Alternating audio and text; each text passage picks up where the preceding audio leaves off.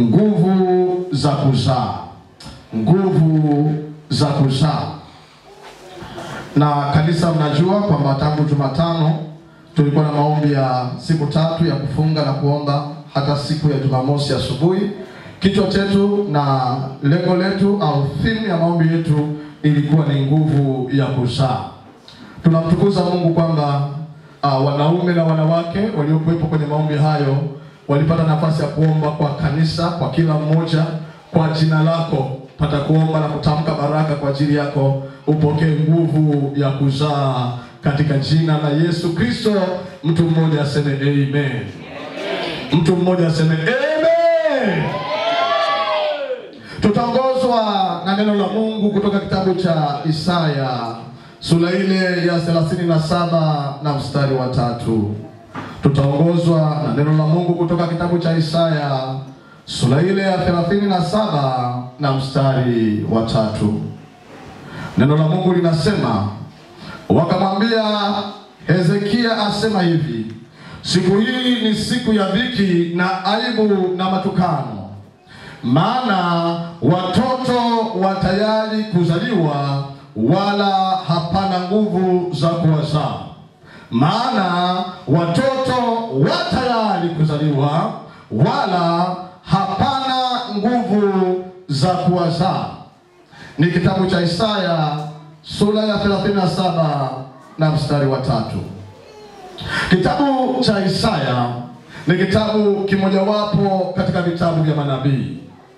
Kitabu cha Isaya kimewekwa katika vitabu vya manabii wakubwa kwa sababu nabii huyu Isaya ni mmoja kati ya manabii ambao wameandika mambo mengi na ambayo yangekuja wakati mwingi. Maana ya jina Isaya maana yake Bwana ni Mwokozi. Kitabu hiki cha Isaya kiliandikwa mnamo mwaka wa 740 na Isaya huyu alikuwa ni mtu ambaye alifanya kazi na wafalme zaidi ya 4 katika Israeli. Kufanya kazi na zaidi ya mfalme mmoja maana yake una weledi usiopimika. Isaya alifanya kazi na mfalme Uzia, alifanya kazi na Yotham, alifanya kazi na Manase, na alifanya kazi na mfalme Hezekia. Kitabu cha Isaya kimenukuliwa zaidi ya mara 85 katika Agano Jipya kuonyesha jinsi gani ambavyo Isaya alikuwa nabii ambaye alitamka mambo mengi yatakayokuja miaka mingi baadaye. Hata kwa habari ya kuzaliwa kwa Yesu Kristo nabii Isaya alitamka. Katika mstari niliyosoma unazungumza wakati Isaya anafanya kazi na Hezekia. Biblia inasema wakati Hezekia ni mfalme, aliinuka mfalme mmoja, mfalme wa Ashuru. Mfalme wa Ashuru alikuwa amefanya kazi ya kuteka mataifa mengi, ameyateka mateka. Na wakati huu akatuma mjumbe wake mwenye nguvu ambaye alizunguka ukuta wa Yerusalemu akisema, ni nani atakayeokoa na mkono wa mfalme wa Ashuru? Akawaambia Hezekia, si wadanganye kwamba Mungu atawaokoa. Sisi tumepiga mataifa mengi walikuwa na miungu. Tumepiga mataifa mengi walikuwa na miungu ya Sefaimu. Tumepiga mataifa mengi walitarajia miungu yao, lakini wote tumewateketeza. Wala siwatarajie Misri, maana Misri ni kama mwanzi uliovunjika. Ule mtu anajitapa, anasema ili muwe salama, tokeni tufanye agano, ili muwe salama, njoni kwangu, musalende, museme tumeogopa, museme hatuwezi kupigana vita na wewe mfalme wa Ashuru, tukubaliane. Kama ambavyo tumejifunza kwenye shule ya Jumapili kwamba kuogopa vita kunaleta safari ndefu. Kumbe njia ya vita ndio njia ya mkato. Ili ufike haraka kwenye hatima yako, mwalimu amesema ni lazima ukubali kupigana vita.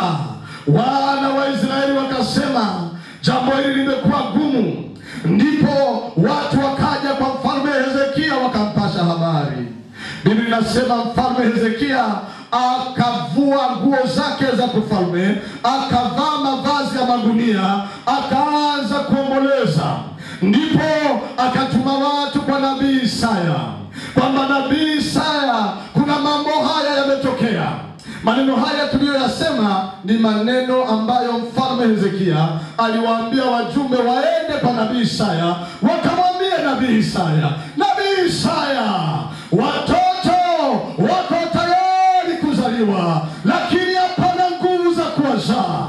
Maana tuko tayari kuendelea kumtumikia Mungu, tuko tayari kulizaa taifa imara la Mungu, lakini nguvu ya kuzaa hakuna. Maana ni kweli anayoyasema mfalme wa Ashuru, ndivyo alivyo. Amewapiga wengi, sio kwamba anadanganya, lakini sisi tunajua alipiga miungu mingine, tunajua aliteketeza kwa moto, maana miungu hiyo ilikuwa kazi za mikono yao. Lakini wewe Bwana, tunajua wewe ni mkuu. Haleluya, katika jina la Yesu. Mtu mmoja apunge mkono wake aseme amen.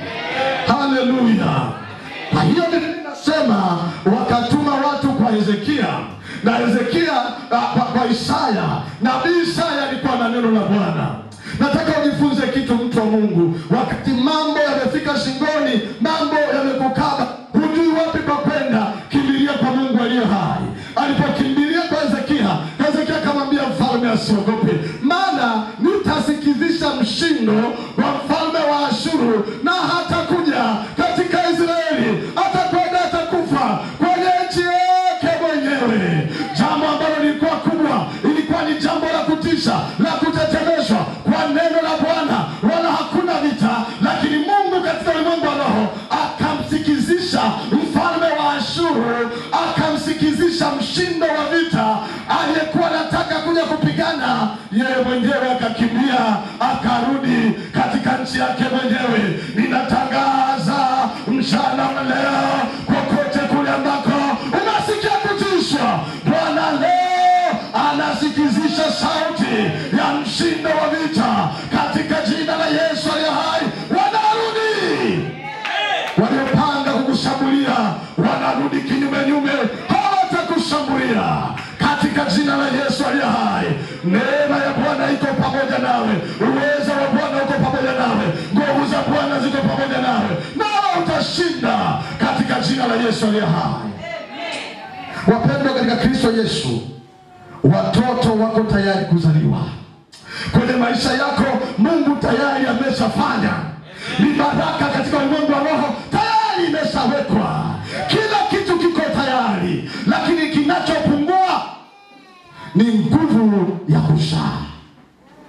Tayari hilo gari uko naomba limeshakuja. Tayari hiyo ndoa uliyokuwa unaomba imeshakuja. Tayari hiyo nyumba imeshakuja. Tayari hayo maisha kiroho yamekwisha kuja. Bwana tayari ameshakujibu. Lakini unachokikosa ni nguvu ya kuzaa. Na ndio maana tumekuwa na maombi ya kufunga siku 3 usiku na mchana, tukiomba nguvu ya kuzaa, na mambo makubwa yatazaliwa. Na mambo makubwa yanazaliwa kwenye madhabahu, mambo makubwa yanazaliwa kwenye maisha yako, mambo makubwa yanazaliwa kwa jina la Yesu aliye hai. Haleluya. Unaheri Mungu aliyekuongoza kuja kwenye hii madhabahu. Umebarikiwa wewe ambaye Bwana alikuleta kwenye hii madhabahu, maana hautakuwa na siri nyingine. Siri yako itakuwa kwa sababu unamwabudu Mungu katika madhabahu ya moto lao, na Mungu ambaye ni moto lao atakutangulia mbele yako kama moto uteketezao, kama moto uteketezao. Washinda nao na wewe watakuwa wanashindana na Bwana katika jina la Yesu aliye hai. Ni wakati wa kupokea nguvu ya kuzaa leo, ili uzae muujiza wako katika jina la Yesu. Haleluya. Na zaa muujiza wako. Ashukuriwe Mungu aliye juu sana, ambaye ametupa neno. Na akitupa neno, hatuambii kwamba tukuhubirie wewe. Akitupa neno, wachungaji wa moto lao, tunaanza kulifanyia kazi sisi wenyewe, tunaanza kuliishi sisi wenyewe, ili wewe ukizingua, sisi tunasepa nalo. We are determined to win. We are determined for greater things. Tumeshajipambanua kwa mambo makubwa, wala si madogo. Na wewe shika vizuri upindo, kamata vizuri upindo, kamata vizuri haya maneno. Ukikamata haya maneno, utajiona uko mahali ambapo hukuwaza kupafikia. Haleluya. Haleluya. Watoto wako tayari kuzaliwa, lakini hapana nguvu ya kuzaa. Kuzaa ni nini? Tunapozungumza habari ya kuzaa, namba moja ni kuleta kitu kipya kutokana na kilichopo. Kilichopo kinaleta kitu kipya ambacho hakikuwepo. Tunasema hiki kilichopo kimezaa hiki kipya. Kuzaa maana yake kuleta kitu kipya. Tunaposema mtoto amezaliwa, maana yake hakuwepo. Kuna wazazi wawili walikuwepo, alafu wameleta mtoto duniani, tunasema mtoto amezaliwa. Kwa hiyo kuzaa ni viwili vilivyopo vimeleta kimoja. Lakini sio tu watu wanazaliwa, utasikia hili duka limezaa duka lingine. Maana yake nini? Duka moja lililopo limezaa duka lingine. Kadhalika kanisa linazaa makanisa. Mara nyingi kilichopo kinazaa kile kinachofuata kinachokuwa kwa aina yake. Ndio maana ukijua huyu mtoto wa moto lao, utaona tu anavyohubiri, utaona tu moto ukitoka. Mbezi anazungumza hapa, unaona tu moto unatoka kinywani, unaona tu unapokea, unaona kabisa hii original ni mbegu ya moto lao. Na ndivyo watoto wa madhabahuni watatambulikana kokote watakakwenda, sio kwa majina, watatambulikana kwa moto. Watatambulikana kwa moto. Maana tumeamua moto utakuwa kwenye vipaji vya uso, moto utakuwa kwenye midomo, moto utakuwa kwenye mifupa yetu siku zote za maisha. Piga makofi kwa Yesu aliye hai. Tunazaa vya aina yetu. Walivyoimba tu, unaona hawa ni watoto wa moto lao. Wengine wote wanaimba wanachomoka, lakini watoto wangu wamesubiri mpaka mwisho wa ibada. Hakuna kuchomoka kabla ya ibada. Hawa ni watoto wa moto lao. Piga makofi kwa ajili yao. Na kupitia hawa moto utaenea duniani. Haleluya. Haleluya. Haleluya. Hey, japokuwa ulikuwa mnyonge, ulikuwa dhaifu machoni pako mwenyewe, lakini Bwana atakutengeneza. Moto lao pensim, moto lao kwaya, utapakwa mbawa kama tai, utakwenda viwango katika jina la Yesu. Tutakuangalia kwenye televisheni, tutakuangalia kwenye televisheni, sio mbali karibu. Nyimbo zako zitafanywa challenge TikTok, nyimbo zako zitafanywa challenge kwenye mitandao. Haleluya. Maana Mungu wetu, maana Mungu wetu, ndio Mungu wetu ni moto lao. Ndio maana ninashangaa hata mchawi akitaka kuloga hili kanisa, sijui anachukuaje. Akipeleka kuzimu, akitamka tu kwamba nataka tulage kanisa, wanauliza kanisa gani? Wanauliza kanisa gani? Yaani ile tu akitaja jina amesababisha mlipuko. Akitaja jina amesababisha mlipuko. Maana Mungu wetu ndio. Kwenye biashara yako utamwona Mungu akiwa moto lao. Kwenye kazi utamwona Mungu akiwa moto lao. Kwenye ndoa atakuwa moto lao. Kwa familia, kwa watoto, kwa biashara, kwenye kazi, kwenye ajira, mahali popote tutamwonyesha Mungu wetu kama moto lao. Haleluya. Haleluya. Simama. Simama kiume, simama kiki, jifunge kibwebwe, kwenda kwa spidi, kwenda kwa kasi. Onyesha kuwa Mungu wako ni moto lao. Acha kulialia, chukua responsibility, chukua majukumu. Utamwona Mungu akikutendea. Amen. Sema amen tena. Amen. Kuzaa ni nini? Kuzaa ni kitu kilichopo kinazaa kingine. Mungu ametutuma kuzaa watu ambao wana moto. We are here to bring forth the fire, consuming fire into people. Moto lao ukae ndani ya watu, watu wa aina yetu. Sema amina kama unaelewa. Jambo la pili tunapozungumza kuzaa ni kufanya kitu ambacho hakikuwepo kiwepo. Amen. Kitu ambacho hakikuwepo kikawepo. Ndio maana chama kimezaliwa. Chama cha TANU kimezaliwa 1954. Kimezaliwa, hakikuwepo, kimezaliwa. Na ndio maana leo inazaliwa idara ya IT. Idara ya IT haikuwepo, watu wanafanya tu kazi, lakini leo timu ya IT inazaliwa leo. Leo timu IT inazaliwa leo. Leo timu ya uinjilisti inazaliwa leo. Leo timu ya maombi inazaliwa leo. Leo inazaliwa, haikuwepo, lakini nguvu ya kuzaa imetokea leo. Wanazaliwa watu wa maombi, wanazaliwa watu ambao kikosi waombaji tupo, lakini tuna mwenyekiti wa maombi, hatuna kikosi cha maombi, kinazaliwa leo.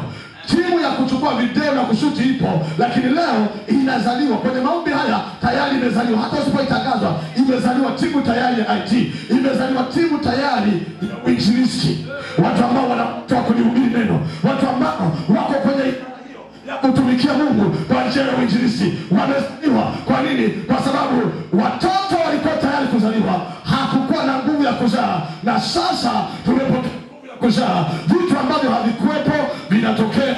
Upige makofi kwa Yesu kama unaelewa tena. Haleluya, haleluya, haleluya. Kuzaa ni kuanzisha jambo jipya. Vyote hivi vinaitwa kuzaa. Na kuzaa ni dalili ya baraka. Kuzaa ni dalili ya kutimiza agizo la Mungu. Baada ya kumuumba mwanadamu, Mungu alichokiagiza cha kwanza ni zaeni mkaongezeke. Chochote kilichobarikiwa huwa kinazaa. Tazama, duka lililobarikiwa linazaa duka. Duka lililobarikiwa linazaa duka lingine.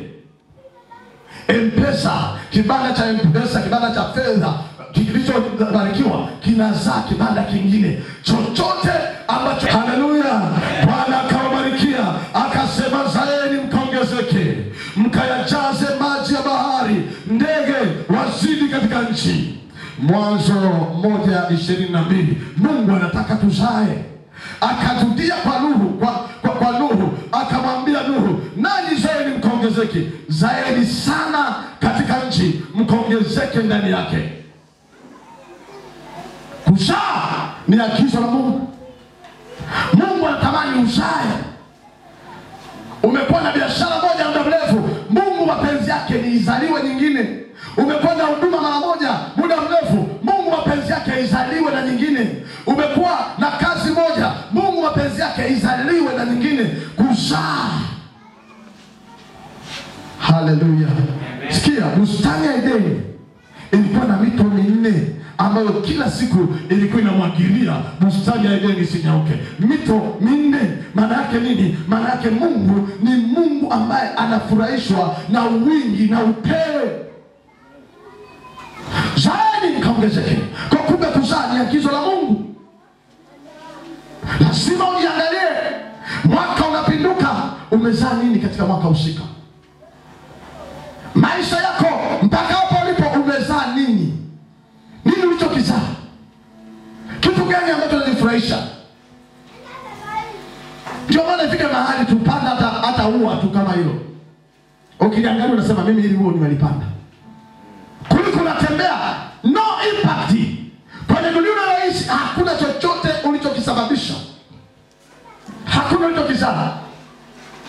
Wiki iliyopita watu wakubwa wawili wamekutana Dodoma, wanajipiga picha. Wanasema tunashukuru Mungu kwa ajili ya maono ya mchungaji Imani Oscar Katana. Watu ambao hatukujuana, tuko hapa Dodoma, tuko na mzee kiongozi, tumekutana Dodoma. Wanamshangilia Mungu. Kwa nini? Kwa sababu Katana alikubali kukaa kwenye maombi, akazaa. Kanisa linaitwa Moto la Online Church. Lililozaliwa, watu wanafurahia, wanakula mema. Nisikize vizuri, yeyote anayezaa, kinachozaliwa kinakuwa sio cha faida yake, kinakuwa kwa ajili ya faida ya wengine. Ukizaa duka, hautaenda kulisimamia wewe, utaajiri mwingine. Ukizaa mtoto, tunawalea watoto vizuri, tunawafundisha neno la Mungu, lakini ninajua hakika watakwenda kutumikia Mungu huko mbali. Ni mara chache watabaki na sisi, maana hata sisi tulilelewa huko kwa makanisa yetu, tuko hapa. Kwa mara nyingi dalili ya kwamba umezaa, kile ulichokizaa kinakuwa faida kwa wengine. Amen. Sema amina, haleluya. Ukipanda mti ulioupanda, namba 1, wadudu wanaanza kufaidika. Unashangaa wadudu wamekaa pale. Unashangaa wanyama wanaanza kukaa chini ya kivuli. Kila kinachozaliwa kinakuwa kwa faida ya wengine. Ndio maana Mungu anasema zaeni. Haleluya. Umezaa nini mtu wa Mungu? Kuonyesha kwamba watoto wako tayari kuzaliwa. Mawazo unayo. Mawazo ya kujenga unayo. Mawazo ya kuambia kwako unayo. Mawazo, yani mawazo tu yapo. Sasa hayo mawazo ndo kwamba wako tayari kuzaliwa. Ndio yako tayari kuzaliwa. Lakini nguvu ya kuzaa hauna. Ndio maana leo tumekuja kupokea nguvu ya kuzaa. Punga mkono wako kwa kama tayari kupokea nguvu ya kuzaa. Haleluya. Hata Yesu mwenyewe alitusisitiza kuzaa. Yesu anasema zaeni matunda, kwa sababu kuzaa, Yesu anataka tuzae. Anasema zaeni matunda. Katika Injili ya Mathayo sura ya 3 mstari wa 8 na Injili ya Yohana sura ya 15 utaona Yesu anavyosisitiza, mimi mzabibu, baba yangu mzabibu, ninyi matawi, zaeni matunda. Anataka tuzae. Kila tawi lizaalo hulitunza. Mungu anatunza wanaozaa. Injili ya Luka sura ya 13, ule mti ambao ulikuwa hauzai, hata Mungu mwenyewe alitaka kuukata. Kwa nini? Alisema hata ardhi unaiharibu. Kama hauzai, hata ardhi unaiharibu. Kama hauzai, unaharibu mazingira. Maana kuna mtu anakufa njaa kwa sababu wewe tu hujakubali kuzaa hilo duka. Kuna mtu anakufa njaa kwa sababu wewe tu hujakubali kuzaa hilo wazo. Nakwambia ukweli, kuzaa, Yesu anasema zaeni. Na kipimo kimojawapo cha kuona neema za Mungu zikija kwenye maisha yako ni kwa njia ya kuzaa. Unapozaa ndipo unapata kinga ya Mungu. Maana kila tawi lizaalo hulitunza ili lizidi kuzaa. Sema amen, haleluya. Baada ya kufahamu kwamba kuzaa ni mpango wa Mungu, kuzaa ni agizo la Mungu, sasa ni mambo gani yanayozuia mtu asizae? Kwa nini mtu aliyefikia umri wa kuzaa, mtu mwenye sifa za kuzaa, asizae? Sifa za kuzaa ni zipi? Namba moja, sifa ya kuzaa ni kukomaa. Hauwezi kuzaa ukiwa mchanga. Ili uzae lazima ukomae. Ndio maana kama uleti mshirika hapa, hujazaa mtu yoyote mwingine kuja kanisani, kosa sio lako, kosa haujakomaa. Kwa sababu mtoto hazai mtoto. Kwa hiyo haijalishi na kipimo cha namna gani, unapiga faya namna gani. Sifa ya kwanza kwenye Sunday school tumeambiwa, sifa ya kwanza tutakayopima kama unamtoa Mungu, unamtoa Mungu, mwalimu ametuambia ni kumtolea. Vile unavyogusa kutoa. Can you imagine? Ni mtu mmoja tu ametoa hapa. Naona madhabahu badilika. Just a single person. Ukiangalia hapa ni magalama, ni mashilingi. Jaribu kuulizia bana kama ni shilingi ngapi. Lakini mtu mmoja anayemjua Mungu anatoa vyote. Sio mchango. Kwa tunampima mtu kwamba amekomaa kwenye eneo la kutoa. Anapomtolea Mungu. Lakini kama fungu la 10 tu, zaka na sadaka ni shida kutoa, hatuwezi kuhesabu wewe umekuwa. Jambo la pili tutakalo kupima kwamba wewe umekuwa, kukua kunapimwa na kuzaa. Umezaa nani? Maana wajibu wa Mkristo, kondoo ndiye anayezaa kondoo. Kwa hiyo mtu yeyote ambaye amekomaa anazaa mtu mwingine, anamleta mtu mwingine kwa Yesu, anamfanya mtu mwingine amjue Yesu. Kwa kama umekaa mahali ulipo na ukiangalia kanisa hili lote, hakuna mtu umewahi kumleta, wewe haujafikia hatua ya kukomaa. Maana kukomaa lazima uzae. Sema amen hata kama haupendi. Amen. Nyaibu miaka 3 umeshindwa kuleta hata mtoto. Namshukuru sana Neema. Neema alinielewa somo langu. Alipoona kiasi tunazungumza sasa hivi kuna katoto kanaitwa Christina. Anakuja nako kila siku mpaka nimekajua. Anakuja nako. Si unakaoka tu pipi. Dogo naye kumwibilia mdogo mpaka uanze kumsomea vifungu. Mimi naitwa fulani, nimetoka moto lao, ninataka tuzungumze na wewe neno la Mungu dakika 3. Hiyo dogo hana hiyo. Dogo pipi tu zinatosha. Chukua pipi twende kanisani. Unakuja na dogo kanisani. Kwa sababu mbinguni hakuna mtoto. Huyu mtoto anakuwa anaanza kumpendeza Mungu na watu, anakuwa mtumishi wa Mungu, na wao wanamwambia Mungu nimezaa. Ni aibu. Miaka 3 injili ya moto kama hii na hakuna aliyezaa. Wao ni mtoto mdogo. Ni mtoto mchanga. Hauna effort yoyote unayowekeza kuhakikisha mtu mmoja anatubu kutoka dhambini, anaacha dhambi, anakuja kwa Kristo. You have no effort. Nothing you are doing. Kanisa liko kimya. Ndio kuzaa kutakuonyesha kuwa umekomaa. Ndio maana tulisema hatutampeleka mtu yoyote hata mtambua mtu yeyote kwamba anastahili kusoma uchungaji au kulelewa katika huduma ya kichungaji mpaka azae zaidi ya watoto 10 na awalee. Sio uzae tu sema nimemleta sasa kwa mchungaji, yaani mzae akue mwanao. Kwa maana nyingine kwamba unapoenda kuanzisha kanisa tukwambie nenda na watoto wako. Amen. Sema amen. Nilikuwa mwinjilisti mimi. Akina Lamson wanakuja huku sio kwa sababu ya kupenda, kwa sababu nilikuwa mwinjilisti wa kanisa na ninalea watu wanakuja, wanakuwa. Ndio maana nilipoondoka wakahama na mimi na wengine wanaendelea kuja. Kwa nini? Kwa sababu nilikuwa kanisani mshirika kama wewe, mwinjilisti kama wewe, lakini nalea watu na wafuatilia watu na wachunga watu. Kwa hiyo kuzaa ni mfanya mwingine awe kama wewe, amjue Yesu kama wewe. Yaani kama unavyomjua Yesu, uwe na mtu mwingine ambaye anamjua Yesu kama wewe. Haleluya. Yaani mashindwa hata mmoja. Ukeni Yesu ni na roho. Maana hapo unatia aibu kweli kweli. Hata mmoja tu na ubabe huo. Maombi mengi kunena kwa lugha. Umeshinda kunena kwa lugha mtu hata mmoja umlee. Mifungo yote hiyo.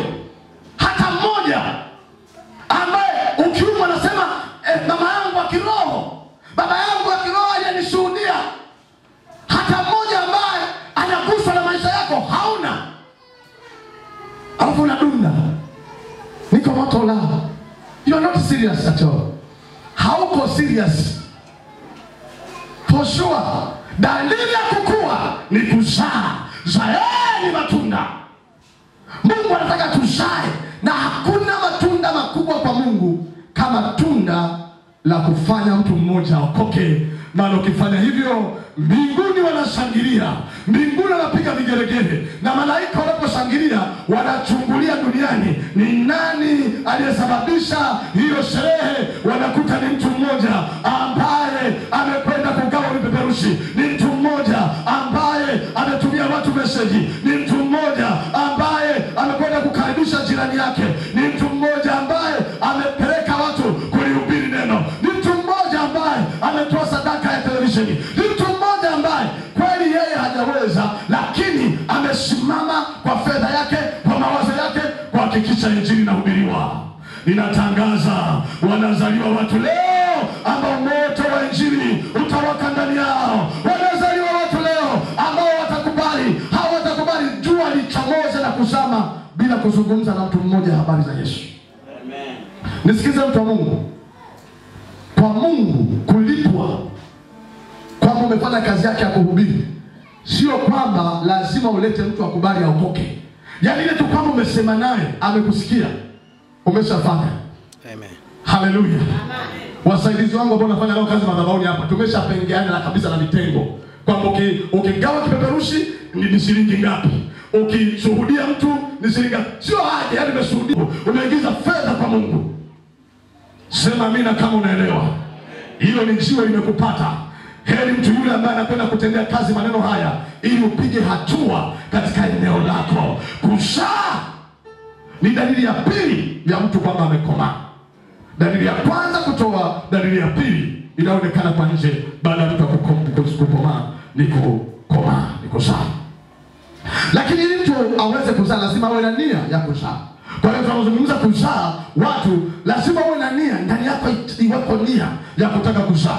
Lakini namba 3, lazima kuweko na nguvu ya kuzaa. Sifa za mtu anayezaa: namba 1, lazima awe amekomaa, kwa maana kwa amekuwa. Namba 2, awe na nia ya kuzaa. Na namba 3, awe na nguvu ya kuzaa. Na hapa kwenye nguvu ya kuzaa ndipo tunapokuja kwenye somo lingine. Kwa nini sasa watu wanakosa nguvu za kuzaa? Nitakueleza sababu 4. Kwa nini watu wanakosa nguvu ya kuzaa? Na baada ya hapo tutakuwa na nafasi ya kumlingana Bwana anayetupa nguvu ya kuzaa. Sema amina kama uko tayari. Sema amina kama uko tayari. Haleluya. Haleluya. Namba 1 kwa nini watu wanakosa nguvu ya kuzaa ni hofu na mashaka. Na kwambia ukweli, sasa hivi kuna wadada ambao sio kwamba ana shida ya uzazi, lakini ameshasikiaga tu kwamba kuzaa kuna uchungu. Anapanga na daktari kwamba daktari, mimi nataka operation, sitaki mimi mambo ya uchungu, sitaki kabisa. Kwa hiyo anaenda kufanyiwa operation, sio kwa sababu ana changamoto yoyote kwenye mwili wake, ila kwa sababu hataki uchungu, hataki kupush, hataki mateso ya uchungu. Kwa hiyo anaenda anajipeleka kuzaa kwa operation. Kwa nini? Kwa sababu ana hofu na mashaka. Lakini Biblia inasema Mungu hakutupa hofu, hakutupa roho ya uoga, bali roho ya nguvu na upendo na moyo wa kiasi. Timotheo wa pili sura ya 1 na mstari wa 7. Kwa nini watu wanakosa nguvu ya kuzaa? Namba 1, hofu na mashaka. Una hofu na mashaka, huwezi kuzaa. Unaona biashara zimekuwa nyingi, na unajifariji, unasema nianzishe duka pale, nianzishe genge hapa, mbona biashara zimekuwa nyingi, nitauza kweli, nitauza kweli. Ni wapi ambapo utaenda ukute hakuna watu? Labda umbe dunia yako, kila mahali kuna watu, kila mahali kuna vitu vinaendelea. Kwa hiyo unapokuwa na hofu, nikianzisha hii biashara, nikianzisha hiki, nikisha hii, nitaweza. Unakuwa na hofu, unaogopa, na unaogopa hauzai. Kwa nani asiyejua kwamba umri wako wa kuoa umefika? Nani asiyejua? Tunajua umefika. Ndevu hizo za nini? Umefika. Tunakujua kabisa. Lakini huwezi kuoa kwa sababu una hofu. Nitamlisha nini mtoto wa watu? Mtafanyaje? Unaenda. Siku zinaenda, unaogopa. Na kanuni yetu moto lao ni kwamba mtu yeyote aliyokoka vizuri huwa achelewi kuoa. Kinyume chake ni kweli. Mtu yeyote ambaye ana hofu ya Mungu, anaogopa Mungu, huwa hachelewaji kuoa. Hatuwasemi upande mwingine kwa sababu nyinyi lazima atokee mtu akusemeshi. Lakini hata dada, unajua muda wako wa kuolewa umefika. Unafahamu kabisa, lakini unachokosa ni nguvu. Una hofu. Binti yangu mmoja kule Arusha, Jafeti Katana, huyu ni mtu hatari sana. Na mbezi alipokuwa anasema Katana, jamani, kwa habari ya bunduki alikuwa hanisemi mimi. Alikuwa anasema Jafeti Katana. Kwa sababu nimeshafundisha, huwezi kumtolea mfano mchungaji wako kwenye ministry ethics. Nimeshapata